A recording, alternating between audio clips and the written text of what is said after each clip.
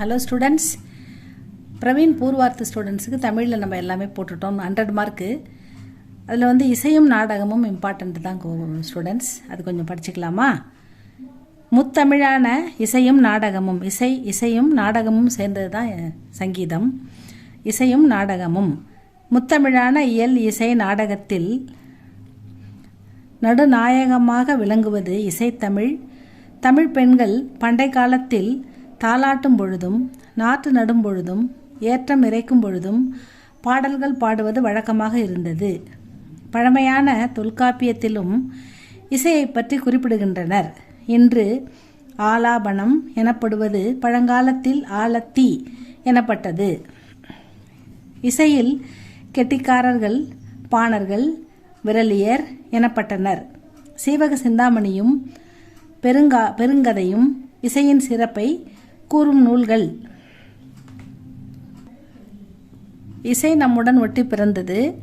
இயல் இசை நாடகம் என்பது நமக்கு மிகவும் பிடித்த ஒரு விஷயம்.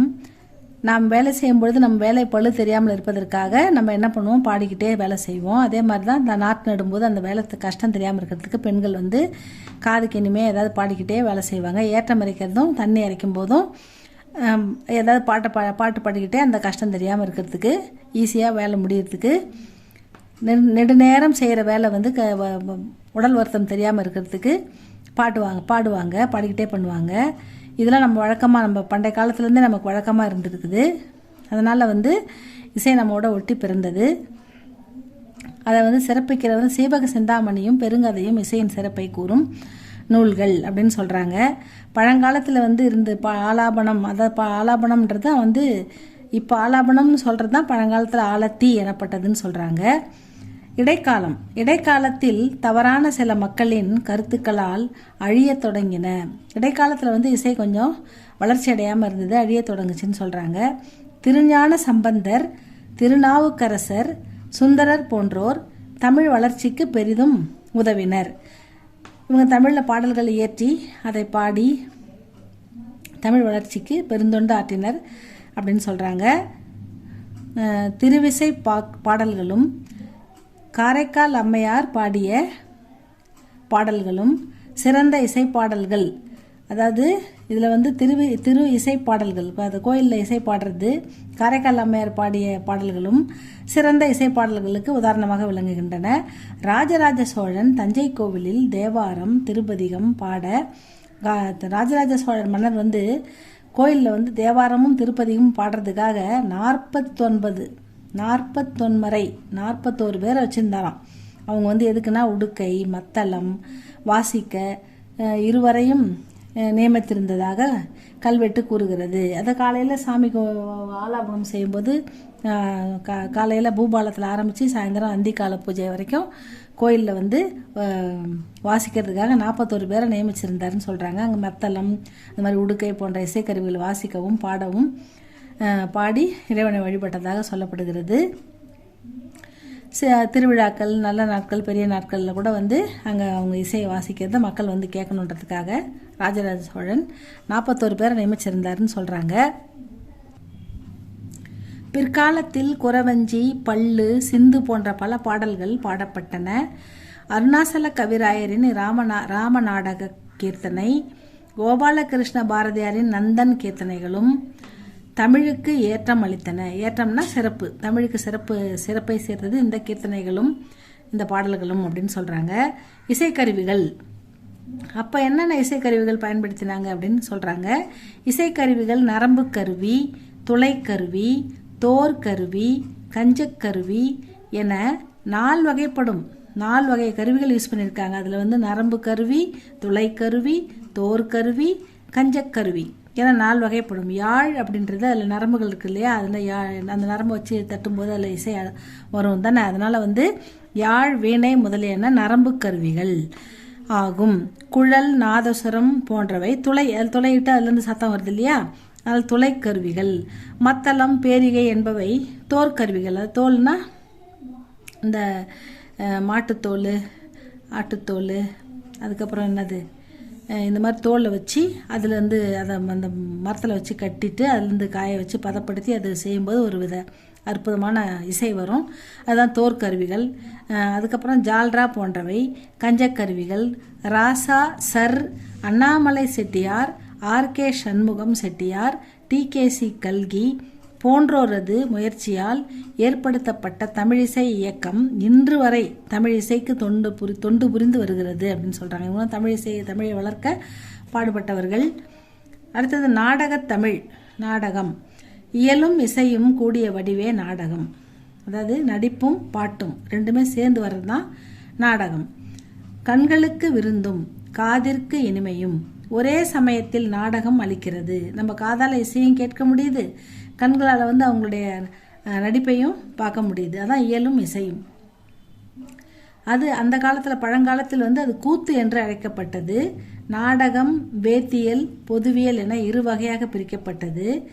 கூத்தர் ஆடுமகன் ஆடுமகள் ஆடுகள மகன் மகள் என பல பெயர்களால் அழைக்கப்பட்டனர். அதாவது நடிகர்கள் கூத்தர்கள், கூத்தாடுபவர்கள், கூத்தாடி அப்படின்னு நம்ம சொல்கிறோம் இல்லையா, அந்த மாதிரி நடிகர்களுக்கு கூத்தர், ஆடுமகன், ஆடுமகள், ஆடுகள மகன், ஆடுகள மகள் என பல பெயர்களால் அழைக்கப்பட்டனர். இடைக்காலத்தில் தஞ்சாவூர் பெரிய கோவிலில் ஒவ்வொரு ஆண்டும் வைகாசி விழாவில் ராஜராஜேஸ்வரம் என்ற நாடகம் நடைபெற்று வந்தது. ஒவ்வொரு ஆண்டும் அந்த நாடகம் நடைபெற்றிருக்குது. பொதுமக்கள் பார்த்து அதை ரசிச்சிருக்காங்க. இது கல்வெட்டில் குறிப்பிடப்பட்டிருக்கிறது. திருக்கூட ராசப்ப கவிராயரின் குற்றால குறவஞ்சி, அருணாசல கவிராயரின் ராம நாடகம், கோபாலகிருஷ்ண பாரதியாரின் நந்தன் சரித்திரம்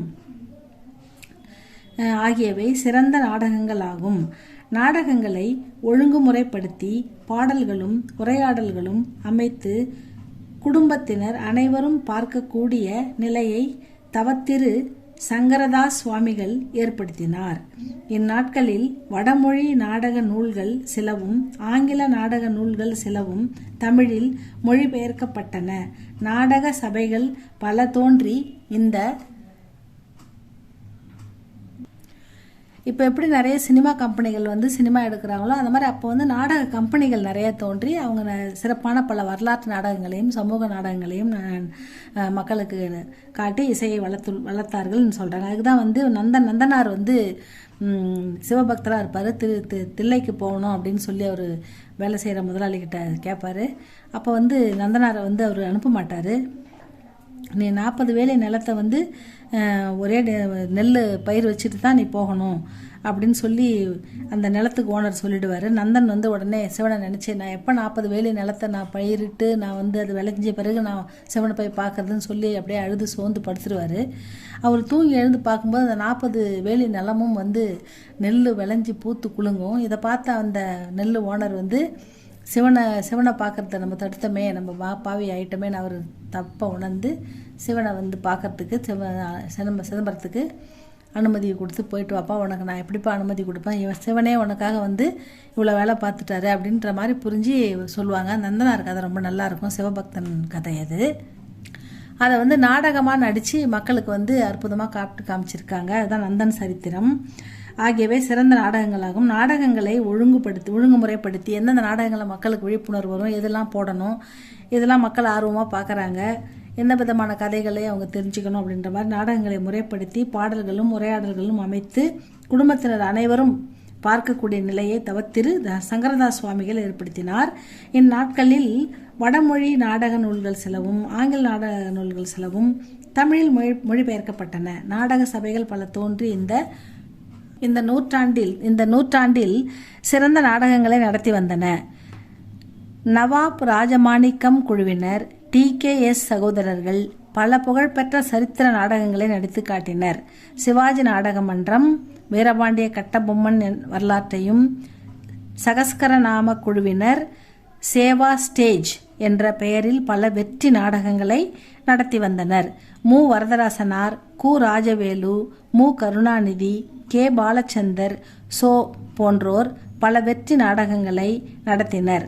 மனோகர் குழுவினர் பல சரித்திர நாடகங்களை படைத்து மனதிற்கு மகிழ்ச்சி அளித்தனர். இன்று தமிழகத்தில் பல்வேறு நாடக மன்றங்கள் தோன்றி சிறந்த நாடகங்களை வழங்கி வருகின்றன. இதுதான் இசையும் நாடகமும். இயல் இசை நாடகத்தமிழ். ஸ்டூடெண்ட்ஸ், இது உங்களுக்கு ஈஸியாக தான் இருக்கும். இதை படித்து எழுதுங்க. இது உங்களுக்கு பிடிச்சிருந்தா லைக் பண்ணுங்கள், ஷேர் பண்ணுங்கள். சப்ஸ்கிரைப் பண்ணுங்கள் ஸ்டூடெண்ட்ஸ். தேங்க்யூ ஃபார் வாட்சிங்.